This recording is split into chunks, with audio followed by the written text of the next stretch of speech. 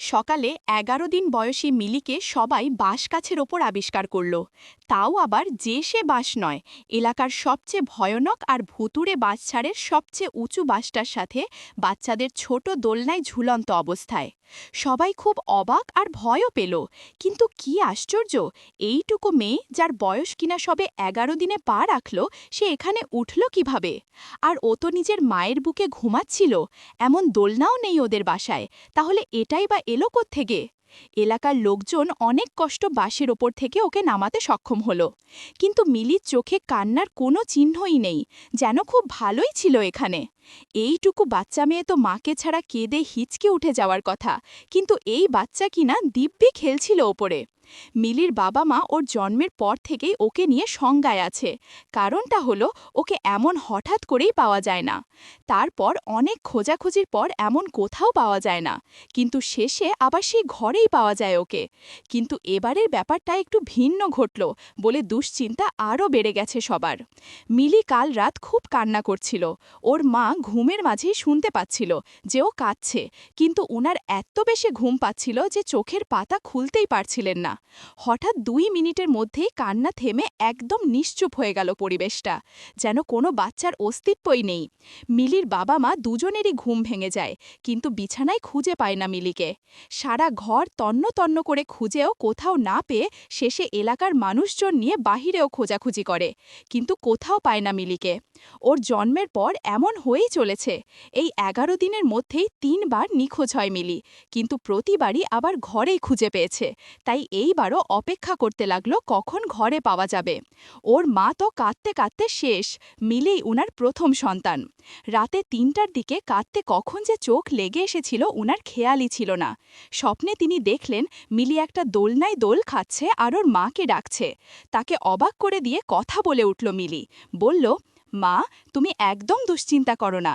আমায় সকালে এলাকার বড় বাঁশবাগানের সবচেয়ে উঁচু বাঁশটার ওপর পাবে। আমি একদম খুশি আছি, আমি অনেক খেলেছি। তারপর হঠাৎ করে ঘুম ভেঙে গেল মিলির মায়ের। উঠে দেখলেন ফজরের আজান হচ্ছে। স্বপ্নের কথা মনে আসতেই তিনি পাশে ঘুমিয়ে থাকা তার হাজবেন্ডকে ডেকে তুললেন ব্যস্ত সমস্ত হয়ে। উনার স্বামীকে জাগিয়ে তুলে সব খুলে বললেন স্বপ্নে দেখা কথাগুলো। তিনি প্রথমে নেহাত স্বপ্ন বলেই এড়িয়ে গেলেন, কিন্তু স্ত্রীর পীড়াপিড়িতে একবার তার সন্দেহ দূর করার জন্যই এলাকার সবাইকে নিয়ে এখানে এসেই পরিস্থিতির সম্মুখীন হন। আস্তে আস্তে যতই বড় হচ্ছে মিলির সমস্যাগুলো, ততই বাড়তে থাকল। সে একা একা খেলা করে ওপরের দিকে তাকিয়ে যেন কেউ ওকে খুব মজা দিচ্ছে। ওর মা রান্না করার সময় ও একাই থাকে, কিন্তু কখনো ওর মা ওকে কাঁদতে দেখেনি। যদিও বা কেঁদেছে, তবে সেটা ৩০ সেকেন্ডের বেশি বলে উনার মনে পড়ে না। উনি রান্নাঘর থেকে উঠে আসতে আসতেই কান্না হাওয়া। উনি এসে দেখতেন মিলি হাসছে আর খেলছে। আর রাতে মাঝে মাঝেই উধাও হয়ে যেতে থাকে ঘর থেকে। যখনই কান্না করত, তারপর আর ওকে পাওয়া যেত না ঘরে বা ঘরের আনাচে কানাচে কোথাও। তারপর আবার আগের মতোই স্বপ্নে ওর মা দেখতে পেত ওকে। স্বপ্নে মাকে বলে দিত ও কোথায় আছে, আর সকালে আশ্চর্যজনকভাবে সেখানেই পাওয়া যেত। ব্যাপারটা আস্তে আস্তে এলাকার সবাই জেনে যায়, আর সবাই ওকে ভুতুড়ে মেয়ে বলতে থাকায় ওর বাবা নিজের চাকরির বদলি করিয়ে শহরে চলে আসে ৬ মাসের মিলিয়ের ওর মাকে নিয়ে। কিন্তু শহরে আসার পর ঘটতে থাকে আরেক ঝামেলার ঘটনা। মিলিকে এমন পাওয়া যেত না। তারপর ওর মা স্বপ্নে দেখত ও কোনো একটা শিশু পার্কে আছে, খুব মজা করছে, খেলছে, দৌড়াদৌড়ি করছে। অথচ মিলি কিন্তু ঠিক মতো বসতেও পারে না। ওর বাবা মা অনেক কবিরাজও দেখিয়েছেন, কিন্তু কোনো লাভ হয়নি। কোনো তাবিজ মিলির হাতে কয়েক ঘন্টার বেশি থাকত না। তারপর সেই তাবিজ যে কোথায় হারাতো তা হদিশ পাওয়া যেত না। আর কবিরাজরাও বলেছেন এই কাজ তাদের দ্বারা সম্ভব না। যদি বাড়াবাড়ি করে তাহলে মিলির বা ওনাদের পরিবারের ক্ষতি হতে পারে। অনেক চেষ্টার পরও যখন এসব হয়েই চলছিল, তখন ওনারা ভাবলেন যেহেতু মিলির কোনো ক্ষতি হচ্ছে না, তাই এসব নিয়ে আর বাড়াবাড়ি না করাই ভালো। দিন দিন যেন উৎপাত বেড়েই চলছে। মালিহা বেগম আর জারিফ খান ওনাদের প্রথম সন্তানটা নিয়ে এতই চিন্তিত ছিলেন যে আর বাচ্চা নেবার কথা তারা ভাবেননি। কিন্তু মেয়েকে কাছে পেতেন খুবই সামান্য। সারাদিন মেয়ে তাদের একা একাই খেলতো আর ঘরময় ঘুরে বেড়াতো, আর বাহিরে ঘোরা তো আছেই, ২-৩ দিন পর পর রাতে।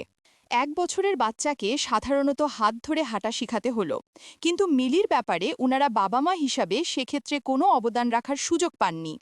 কে যেন মিলিকে হাত ধরে হাঁটত তা উনারা স্পষ্ট টের পেতেন, কারণ মিলি পড়ে যাওয়া ধরেও আবার নিজে নিজেই কিভাবে যেন সোজা হয়ে দাঁড়িয়ে যেত, যেন কেউ ওকে ধরে ফেলল। মালিহা বেগম আর জারিফ খানের এসব চেয়ে চেয়ে দেখা ছাড়া আর কিছুই করার ছিল না, কারণ ওনারা ধরলেই খুব কান্না জুড়ে দিত মিলি, এমন সে কান্না যা থামানোই যেত না।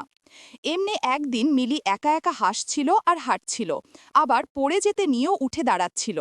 মালিহা বেগমের খুবই কষ্ট লাগত নিজের মেয়েকে আদর করতে না পারার কারণে, তাই তিনি আজ ওকে কোলে তুলেই নিলেন। কিন্তু প্রতিদিনের মতো মিলির কান্না সত্ত্বেও ওকে ছাড়ছিলেন না। মিলির একসময় কাঁদতে কাঁদতে হিঁচকি উঠে গেল। জারিফ খান এসে জোর করে উনার হাত থেকে মিলিকে ছাড়িয়ে আগের মতোই ছেড়ে দিলেন, আর সাথে সাথে মিলির কান্না হাওয়া। উনারা খুবই হতাশ হচ্ছিলেন এসব দেখে দেখে। সেদিন রাতে ঘুমের মাঝে মালিহা বেগম স্বপ্নে দেখলেন খুব ঘন কালো অন্ধকার একটা রুম থেকে একটা গম্ভীর কণ্ঠ ভেসে আসছে। কণ্ঠটা কি বলছে তা কিছুই মালিহা বেগমের বোধগম্য হচ্ছে না, তবে আরবিতে কথা বলছে তা তিনি স্পষ্টই টের পাচ্ছেন। তারপর হঠাৎ খাঁটি বাংলায় বলতে লাগলো, মিলিকে জোর করে ভালো করিসনি, আমি ওকে নিয়ে যাচ্ছি। 1 মাস আগে তোরা ওকে আর পাবি না, আর ইবাদতে কখনো ফাঁকি দিস না। কণ্ঠটায় স্পষ্ট রাগ ফুটে উঠছে। হঠাৎ সেই আওয়াজটা বিলীন হয়ে গেল, আর সাথে সাথে ধর পড়িয়ে উঠল মালিহা বেগম, কিন্তু পাশ ফিরে দেখল মিলি নেই। সেই রাতে অনেক খুঁজলেন, কিন্তু কোথাও পাওয়া গেল না মিলিকে। উনি বুঝে গেলেন যে সত্যি 1 মাস আগে মিলিকে আর পাওয়া যাবে না। শোকে শোকে পাগল প্রায় হয়ে গেলেন তিনি। ওই রাত থেকে উনারা কখনো নামাজ রোজা বা কোনো ধরনের ইবাদতে অবহেলা করতেন না। মিলির হারিয়ে যাওয়ার 15 দিন পেরিয়ে গেলেও আর খুঁজে পাওয়া যায়নি। কবিরাজ, পুলিশ কোনো কিছুই বাদ রাখেননি ওনারা। শেষে আর একটা বাচ্চা নেবার সিদ্ধান্ত নেন। ঠিক 30 দিনের দিন রাতেই আবার স্বপ্নে মিলিকে দেখতে পান মালিহা বেগম। মা, আমার বোনটা ভালো আছে তো? তুমি ওর খেয়াল রাখো তো, আমি কাল চলে আসছি, আর তোমার কোনো টেনশন নেই বোনকে নিয়ে। আমায় কাল সাফারি পার্ক থেকে এসে নিয়ে যাইও মা। স্বপ্ন দেখার পর প্রতিবারের মতো এইবারেও ঘুম ভেঙে যায় মালিহার। তিনি ঘুম থেকে উঠেই ক্যালেন্ডার দেখতে ছুটলেন। যদিও 30 দিন পার হবার অপেক্ষাতেই দিন গুনছিলেন, তবুও ক্যালেন্ডার দেখে সিওর হতে চাইলেন। হ্যাঁ, একদম পাক্কা 30 দিন। মিলি হারিয়েছিল 25 আগস্ট, আর আজ 25 সেপ্টেম্বর। আর আরেকটা বিষয় খুবই অবাক হলেন, সেটা হলো উনি যে প্রেগনেন্ট তা উনি নিজেই জানেন না, অথচ স্বপ্নে মিলি বলে দিল বোন কেমন আছে। পরদিন উনারা সাফারি পার্কে গিয়ে 14 মাসের মিলিকে আবিষ্কার করে পার্কে একটা গাড়িতে বসে থাকা অবস্থায়। উনাদের দেখেই বড়দের মতো হেসে উঠল মিলি।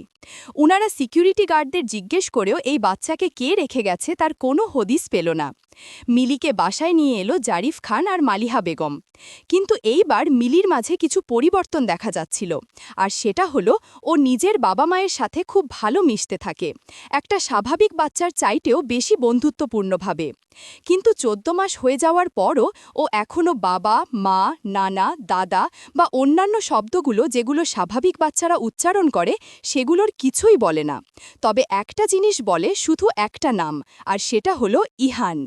কি আশ্চর্যের বিষয়, একটা বাচ্চা নিজের বাবা, মা, নানা, দাদা, দাদু, নানু এসব কিছুই না বলে কিনা একটা ছেলের নাম ইহান। এর কিছুদিন বাদেই মালিহা বেগম আর জারিফ খান ডাক্তারের শরণাপন্ন হন, আর আশ্চর্যজনকভাবে আল্ট্রাসোনোগ্রাম করে জানা যায় মালিহা বেগম মা আর চলেছেন 2 মাসের অন্তঃসত্ত্বা। এখন শুধু আর কয়েকটা মাসের অপেক্ষা এটা দেখার জন্য যে তিনি সত্যিই কি কন্যা সন্তানের মা হতে যাচ্ছেন কিনা। মালিহা বেগম হঠাৎ তার কোলে থাকা মিলির দিকে তাকিয়ে লক্ষ্য করলেন মিলি উনার দিকে তাকিয়ে হাসছে, যেন অভিনন্দন জানাচ্ছে। এই হাসি মোটেও কোনো 15 মাসের বাচ্চা মেয়ের হাসির মতো মনে হচ্ছে না, মনে হচ্ছে একটা প্রাপ্ত বয়স্ক মেয়ে জানো। মিলি এখন বাসায় ওর মা বাবার সাথে খেলাধুলা করে, কিন্তু যখনই একা থাকে তখন যেন অন্য একজনের সাথে তার খুনসুটি, ঝগড়া, দুষ্টুমি, খেলা এসব চলতেই থাকে। এটা স্পষ্ট খেয়াল করেন মালিহা বেগম। কিন্তু এখন আসা অবধি আর হারিয়ে যায়নিও।